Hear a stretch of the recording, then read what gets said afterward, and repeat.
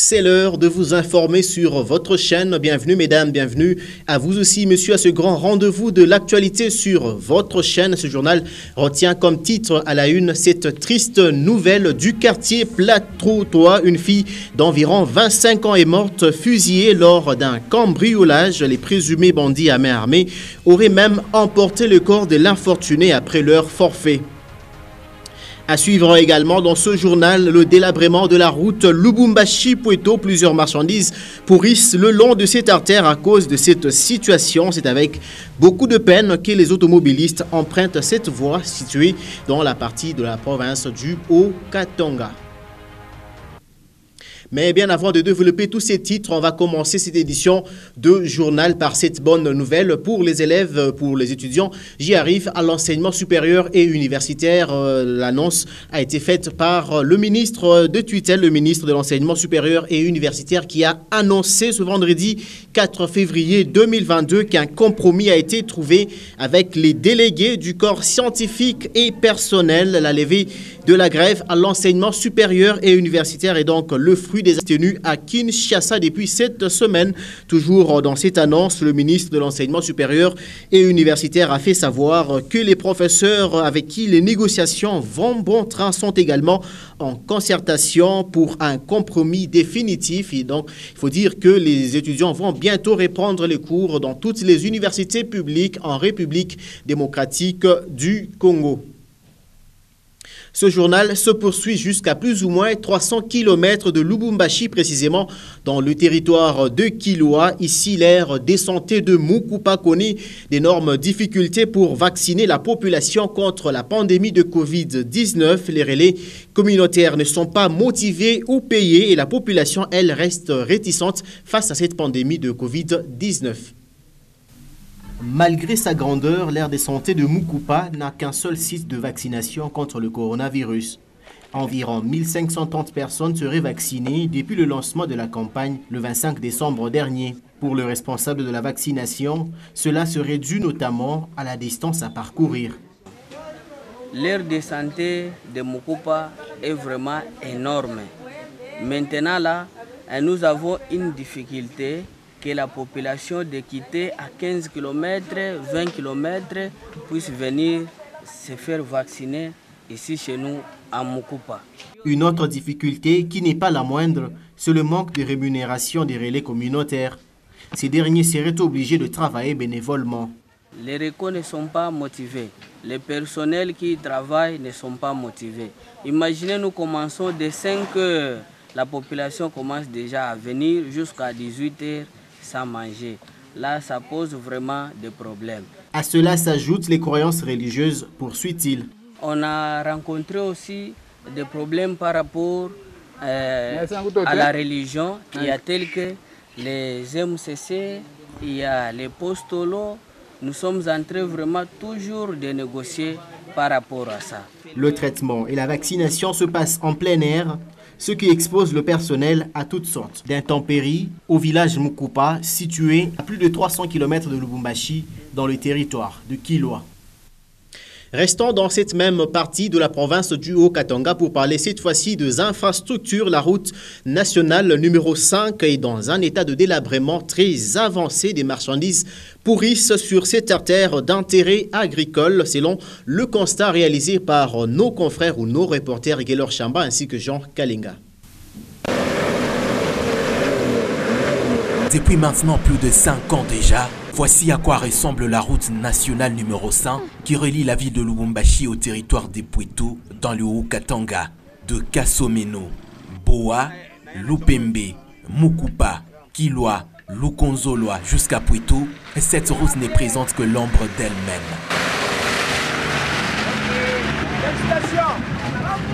Sur toute la surface, ce sont des trous béants qui bloquent tout passage des véhicules, peu importe leur marque. Pour les trafiquants, il n'y a plus d'espoir. L'inquiétude devient alors trop grande.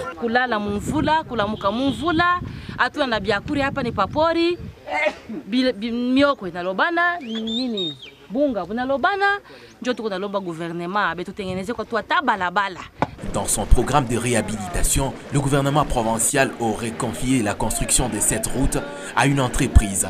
Fort malheureusement, cette dernière ne tiendrait qu'à un fil. Office des routes.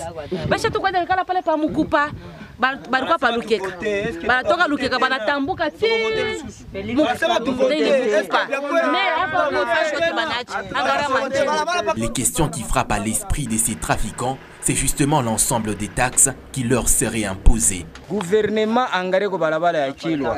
Ma taxe on alomba péage kaji ya makuta péage ni kaji kani. Patente tukunaripa ma vignette tukunaripa ma assurance biote.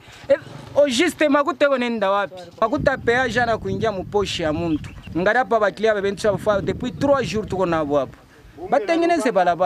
L'axe Kasomeno-Pweto a un goût amer, car actuellement, le temps semble plus dur pour tous les automobilistes.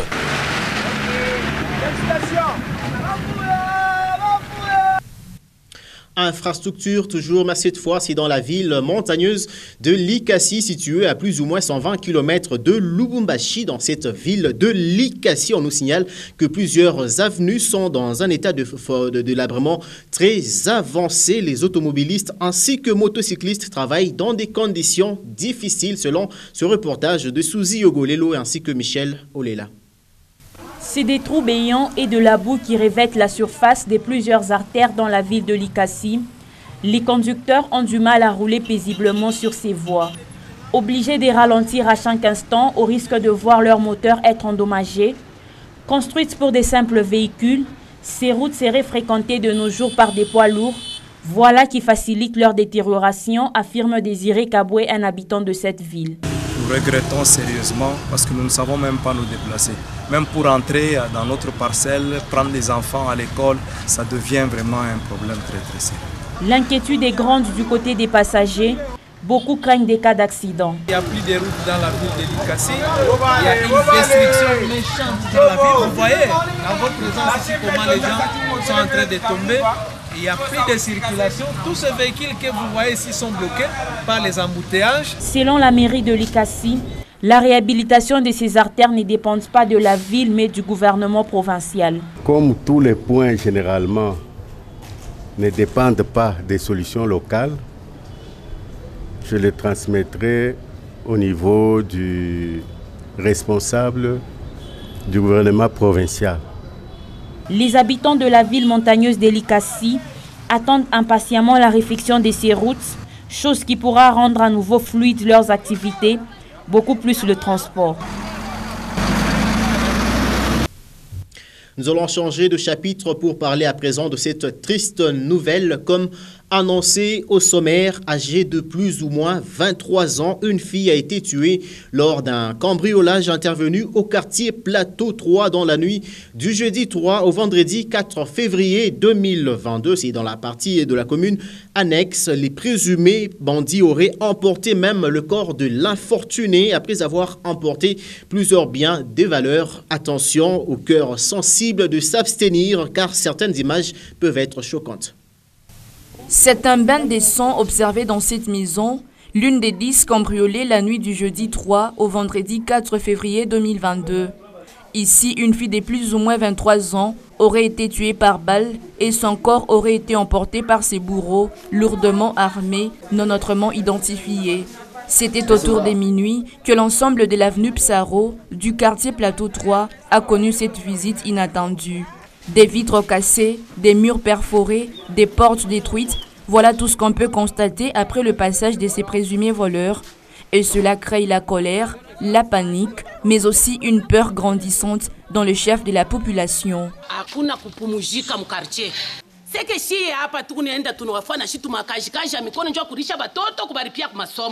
Sasa ile basoda beko na kwa bushushu tunasema ni ba civil beko na kuya armée basha kuvala mateni ya ba FARDC ya ba tunateswa sana basoda beo nengia na maarme hata kama mtu analalamika vaza hata kama vazebe na ibao vaza lalamike utatoka dire mabeko na arme. Selon les témoignages, ces malfrats seraient habillés, certains en tenue militaire et d'autres celle de la police nationale congolaise. Kuko JR en tenue, police en tenue soda ni sécurité yetu. Comment soda doit intervenir quand kuingililia? Parmi les victimes du cambriolage, ce militaire qui a vu toutes ses tenues être emporté. Ce brigand aurait eu même le temps de s'échanger sur place. Nishabasha kubeba 4 paires ya tenue. Anabeba na mapombe. Anabeba na $70 na 37,000 francs. Shie muka atuna na fashi. Fashi shakuisha muka. Mungu anakusaidia unapata fashi kwa kupunguzikia na batoto. Sasa mimi nikimbia pa niende wapi? Attristé par cet événement malheureux, la population n'a pas eu d'autre choix que celui de brûler les pneus, une façon pour eux de manifester leur mécontentement. C'était là un reportage de Merveille Congolo ainsi qu'Arthur Condé dans l'actualité. L'actualité, c'est aussi cette élimination du Cameroun dans la phase de la Coupe d'Afrique de Nations. Le Cameroun qui a vu son aventure de la Coupe coupée, de la CAN coupée, et ce sont les pharaons de l'Égypte qui privent au pays hôte le chemin de la finale. Les deux équipes ou les deux sélections se sont départagées par la séance des tirs au but, soit 3 buts contre 1 en faveur en défaveur des locaux. J'y arrive. Cette rencontre de demi-finale s'est jouée au stade Olembe du Cameroun le jeudi 3 février 2022. 20 ans après, le RIMAC n'aura plus lieu. Le Cameroun rêvait de disputer à nouveau une finale de la Coupe d'Afrique des Nations contre le Sénégal, comme l'a été en février 2002 à Bamako. Les Lions indomptables ne verront malheureusement pas leur souhait exaucé. Les Canons ont touché par 2 fois les montants dans ces combats de gladiateurs sur un corner Moumi. Michael Ngande reprend les ballons de la tête et touche l'arête de la cage de Gabaski. On joue la 18e. Samuel Guette a bien failli inscrire un but splendide d'une reprise sans contrôle à 30 mètres, mais son énorme frappe percute les poteaux. Très vite, le malheur s'est abattu sur le Cameroun dans cet exercice si difficile des nerfs. Harold Moukoudi et les Égyptiens s'est montré intraitables. Et finalement, Clinton G rate les cadres. Samuel Eto'o, anxieux dans les tribunes. Dans son nouveau numéro, le journal La République titre à la une « Élection 2023, glissement confirmé ». Le commentaire du numéro 1222 du quotidien d'information générale La République porte la signature de Pascal Mangala Marmotte.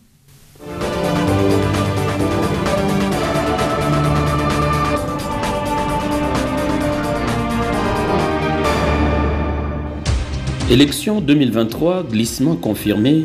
S'exclame le journal La République à la une de son numéro 1222 paru à Kinshasa ce vendredi 4 février 2022. Bienvenue mesdames et messieurs à votre lu pour vous sur votre chaîne. Compromis, la Commission électorale nationale indépendante a dévoilé sa feuille de route jeudi 3 février 2022. Selon son canevas présenté devant plusieurs autorités politico-administratives, la présidentielle, les législatives nationales et provinciales sont programmés entre septembre et décembre 2023. Toutefois, Denis Kadima, le président du bureau de la CENI, prévient sur la nécessité de ne point confondre la feuille de route au calendrier électoral à confectionner et à rendre public à l'avenir. Plus loin, le document détaille ses contraintes, notamment l'identification de la population, l'enrôlement, le rétablissement de la sécurité dans la partie est du pays, l'acquisition des nouvelles machines d'enrôlement, le charroi automobile, etc. Vu sous cet angle, le tableau de bord présenté n'est qu'un chapelet d'intention, un trompe-l'œil devant servir de justification à un glissement déjà inévitable. Et aux confrères de conclure par une exclamation, le glissement est donc acquis, il reste à lui arranger la forme pour une annonce en douceur. Écho des provinces sur la page 6, au Kasaï oriental, à Mbujimaï précisément, le kidnapping reprend de l'ampleur, renseigne le confrère. Le maire de la ville de Mbujimaï appelle les habitants à la vigilance après la résurgence du phénomène kidnapping dans la région. Dans une interview, le mardi 1er février, il révèle que les ravisseurs sont en train de conditionner la libération des otages par la paye des grandes sommes d'argent en termes de rançon. L'autorité urbaine a par ailleurs invité les parents à la vigilance ainsi qu'à la collaboration avec les services de sécurité afin de mettre un terme à ce fléau. La meilleure des choses, c'est de prendre un chauffeur du quartier ou quelqu'un de connu qui vient prendre ses enfants, les dépose à l'école, puis revient le soir le reprendre. Prendre n'importe quelle moto, c'est un danger permanent, a-t-il ajouté. Sur la page 3, en Ituri, les États-Unis d'Amérique alertent sur une potentielle attaque terroriste à Beni, titre Le Confrère. 5 jours après l'arrestation à Beni de Slim Rachid Mohamed, sujet kényan et figure importante des ADF par les forces armées de la RDC, l'ambassade des États-Unis à Kinshasa vient de mettre en alerte ses citoyens en République démocratique du Congo sur des éventuelles attaques terroristes prévues dans la ville de Beni dans un proche avenir. Dans cette alerte, les États-Unis mettent en garde ses citoyens contre des voyages dans la province du Nord Kivu en raison de la criminalité, des troubles civils, du terrorisme, des conflits armés et des enlèvements. Ils sont notamment interdits de voyager dans l'est de la RDC. En décembre 2021, un attentat à la bombe dans un bar très fréquenté à Beni a causé la mort d'au moins 6 personnes et plusieurs autres blessés. Un mot de culture pour finir sur la page 10, Goma dans la fièvre de la 8e édition du festival Amani, titre Le Confrère. À la différence des éditions passées qui se déroulaient sur le site du collège Mwanga, dans l'est de la ville, la 8e édition aura lieu au sein de l'espace Bishweka, près du marché Kituku, au quartier Kieshero à l'ouest. Sur le site espace Bishweka, des entreprises, organisations nationales et internationales, ainsi que certaines institutions publiques de l'État accélèrent déjà les travaux d'installation, les uns dans leur stand, les autres leurs panneaux publicitaires pour l'événement. La 8e édition du Festival pour la paix dans la région des Grands Lacs africains est placée sous le thème « Engage-toi, engageons-nous ». Selon les organisateurs, elle devrait accueillir au moins 36 000 festivaliers, soit quotidiennement 12 000 durant les 3 jours prévus. Fin de ce Le Pour Vous sur votre chaîne et dont l'intégralité du journal est à retrouver sur www.nyota.net. Merci mesdames, merci messieurs de l'avoir suivi et surtout, tâchez de quitter cette terre en l'ayant rendue un peu meilleure que vous ne l'aviez trouvée.